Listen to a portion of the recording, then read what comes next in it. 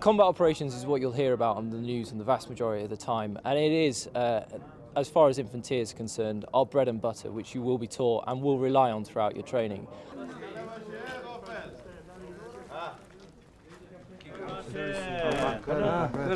Our main job in Afghanistan is feet on the ground. It's patrolling. Okay, the more time we spend on patrol, the less time the Taliban have got to infiltrate the villages.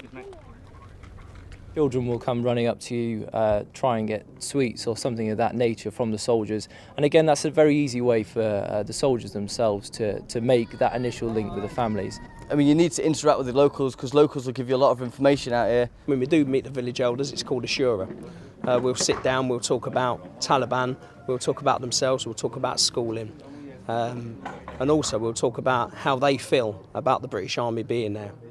And the majority of them are happy that we're going to give them some sort of law and order. Patrolling through the green zone is a difficult and tough environment, especially when you're up against the Taliban.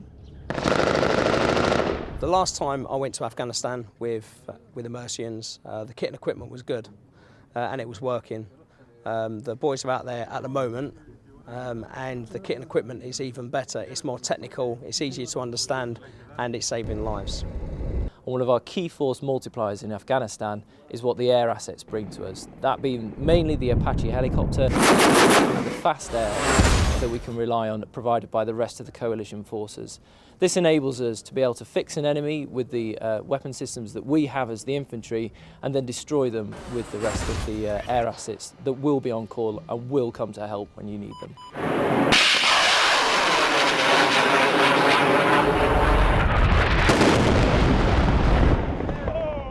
Day by day in Iraq, in 2004 especially, you were getting up early hours, you were going out on patrols, and you were getting contacted by small arms fire.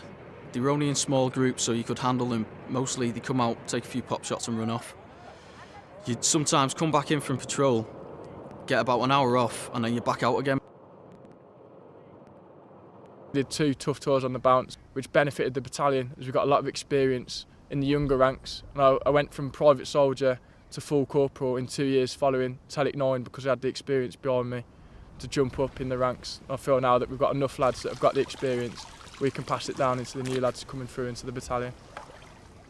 I enjoyed being out there. When I was there, you miss your family and you miss your friends, but you've got the internet and the phones and that to keep in touch. I think the biggest thing for me was actually the weather. Going from a cold country into a steaming hot climate with all your gear on. It takes a while to get used to, but once you've got used to it, you just kind of just roll into it. Iraq's one of them places where when you're there, you don't enjoy it. However, when you look back on it, I'm extremely proud that I've done it. It's nice to come back and get a bit of leave and that, but when the leave is done, you get withdrawals from it because the excitement and the adrenaline and there's like the constant movement of things. Whereas when you get back to England, it all slows down and you miss the pace. As an officer, I was supported by some of the most capable and able soldiers within the British Army. And for me, it made my job easy. And that's what the Mercian soldier really brings to the party.